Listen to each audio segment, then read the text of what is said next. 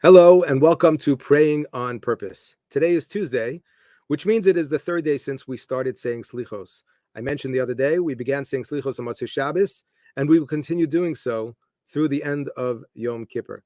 Now, on Sunday, I mentioned that the most important part of Slichos is the section that we identify as the Yud Gimel Midos HaRachamim, where we go through the various attributes that the Torah uses to describe the methods, the ways in which HaKadosh Baruch Hu interacts with mankind, and specifically the way he interacts with us at times that we sin. And we explained briefly how this is such an important and key component to the Slichos experience. I'd like to focus this morning on a different aspect of Slichos, perhaps what we would say is the second most important component of Slichos, and that is the viduy, also known as confession. We recite the viduyim, the confessions, in the Ashamnu paragraphs 3 times throughout this period before Rosh Hashanah, during the Aseret Yemei Tshuva, and then of course on Yom Kippur we are going to introduce a whole new section of viduyim known as the Al-Chetz. And we say viduy, confession, hopefully in a sincere way. We stand before HaKadosh Baruch Hu not just saying words, you'll forgive me, not just lip service. In fact, one of the Al-Chetz that we say on Yom Kippur is Al-Chetz shechatanu l'fanecha beviduy peh. We recognize that there are certain sins that we are committing at the time that we are saying viduy, which is quite an ironic twist of a confession. But the point is that we recognize that even our recitation of viduy is something which is complicated. And so therefore we need to try to think long and hard about what it means to properly confess. What should my state of mind, my state of heart being at this time? But I want to focus on one particular aspect of viduy, something that we've all done thousands and thousands of times. And I wonder whether we think about it enough. We know that when we say viduy, ideally a person is standing up with their head and perhaps their upper body slightly bowed in a state of submission. I take my hand, and we call it clapping al-chet. I go ahead and I gently strike the left side of my chest over my heart. That's the way viduy is recited. Hopefully, when we recite viduy, it is done in a manner in which it doesn't look like a person is pounding away at 10 claps per second.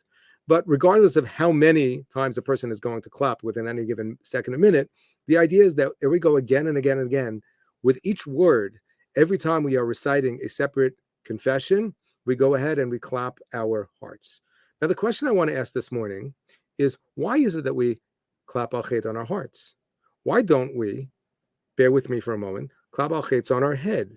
Why don't we go like this? For those of you who can see me right now, I'm actually going and knocking my head. And when you think about it, often in life, not because we are instructed to do so, this is just almost sort of part of human nature.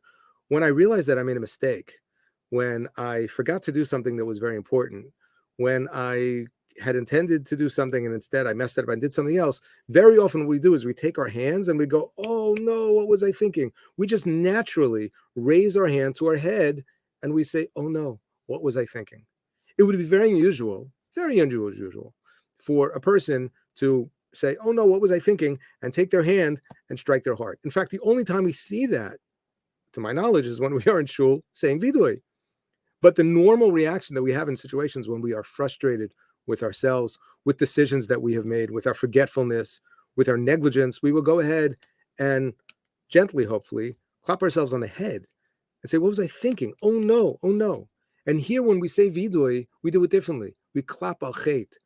We pound ourselves again gently on the chest. Why are we doing that way? Why are we going ahead and clapping al-chet on our hearts? So I think there's great value in just asking this question. I'm going to suggest, and I don't think it's anything so profound and so deep. In fact, I think that if you're listening to the question already, you are probably 1 or 2 steps ahead of me. But I do think that there's value in just thinking about this and trying to internalize a little bit about the message about what we do as we recite the al-chetz. Because let's be honest, it's Tuesday. We're going to be saying slichos, we're going to be saying viduyim over the course of the next several weeks, hundreds of times. I'll let you do the math. Thousands of times. How many times we're going to take our hand and clap al-chet on our chest? And we should ask ourselves at least once or twice, why am I doing this? Why are we doing this? So I want to direct your attention to a medrash. It's too long for me to read to you right now. I wouldn't do that to you because I don't think I would hold you. But there's a medrash in Koheles Rabbah in the first section where the medrash identifies, I didn't count, but you'll take my word for it. It looks like it's close to 50. That's 50 examples of how the word lave, heart, is used throughout Tanakh. So, for example, I'll just start you off. The Medrash says, "Ala pasuk dibarti ani im libi halev roeh." Says the Medrash, the heart sees. Halev shomeya, the heart hears, as the pasuk says, "V'nasata lavdecha lev shomeya." Halev medaber, the heart speaks, as the pasuk says, "Dibarti ani im libi." And then the Medrash continues, Halev holech, which means the heart walks. Halev nofel, the heart falls. Halev omed, the heart stands. Halev sameach, the heart is glad and happy. Halev tzoek, the heart cries out. Halev misnachem, the heart can be consoled. And so the Medrash continues with each and every one of these references associating with a different pasuk. It's absolutely fascinating. Chazal were able to go ahead and look throughout Tanakh and show how many times, dozens of times, the Torah identifies, or the psukim identify the heart with a different human experience. In other words, when we say lev, when we say heart, we mean a lot more than just the cardiac muscle that's in our chest, which pumps blood and circulates blood throughout our body. We are referring to something which metaphorically represents every part of our existence, but primarily the emotional part of our existence, not necessarily the part of our existence that is identified with seichel, or what we would say sort of wisdom and intellect. Here, let's just ask a very basic question. Why do we sin? Why do people sin? So that's a simple question, but it's definitely not, there's no simple answer. It's hard to really know, and maybe depend on the particular circumstances. Each and every individual may find him or herself in certain situations where there may be different motivations to sin. But I'll tell you, the Gemara says, I believe it's in the name of Reish Lakish, Ein adam chote, ela imkein nichnas bo ruach shtus. It's a Gemara in the beginning, Masechah Sota. A person does not sin unless there's what's called a ruach shtus that has entered his mind or his heart. There must have been a ruach shtus, which means there was a moment in which he allowed his guard to drop, and something, some almost like some force came over him, possessed him, and allowed him to do something which really, at the end of the day, is self-destructive, something that is really not working for me. It's really not in my best interest. It doesn't reflect my true desire, my true ratzon, which is to be close to the Rabbanu Shalom. And therefore, Chazal say, Ein adam chote, ela imkein nichnas bo ruach shtus. I would not have allowed myself to sin were it not for the fact that there was a ruach shtus that I allowed to get the better of me, to seduce me through a process of pituy alev. And it's absolutely incredible if we stop for a moment, or maybe just slow down, I would say, when we daven, and think about how many references there are throughout the davening, in all sections of davening, to the concept of lev, to the concept of heart. And Kriya Shema alone, from the very beginning, v'yahavtu as Hashem Elokecha b'chol levavcha, u'liyavdo b'chol levavchem, hishamru lachem pen yiftel levavchem, v'samtem es devarai eile al levavchem, v'lo sasuru acharei levavchem. And I'm using Kriya Shema as an example. Look for yourself throughout the entire davening, Pesukei de Zimra and beyond. There are numerous references to lev. And my intention this morning is really to give you food for thought, rather than wrap this up in a very nice package in which everything makes perfect sense, but to think about the fact that when we recite the viduy, we are not hitting our head, because more often than not, it's actually not our mind that is bringing us towards sin. It is not that we sit down and we make a conscious thought to go ahead and to violate the ratzon of Hashem. But what we do is we do allow our hearts to be too easily swayed. We allow them to become too easily seduced by whatever it is that is trying to capture our attention and our interest. As we say in the Shema, one of the most famous questions that's asked on the pasuk is, we see first, and only afterwards do we feel in our hearts. So it should say the other way around. But one of the answers that is given in many different forms by many of the Mefarshim is that it starts with the lev. I have a chemda b'lev. I have a certain desire. I have a certain interest. I have a certain taiva b'lev. And from that comes the susceptibility, the vulnerability by which my eyes then go ahead and become naturally attracted to things around me.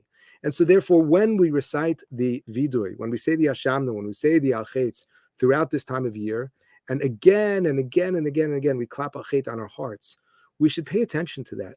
We should remind ourselves, as Reish Lakish teaches, Ein adam chote ela imkein nichnas bo ruach shtus, that there's a certain ruach shtus that we allow to enter our minds and our hearts, and it is that ruach shtus which makes us vulnerable, which allows us to make what more often than not, some very, very short-sighted decisions.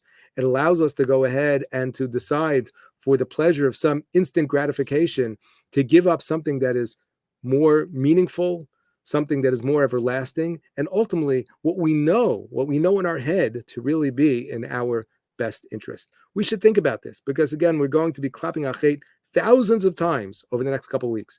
And each and every time that we do so, we should really give some very, very serious thought and introspection to this idea that our hearts, again, metaphorically, play a very, very significant role in the decisions that we make. We can and we should try to refine not just our thinking, but our feeling.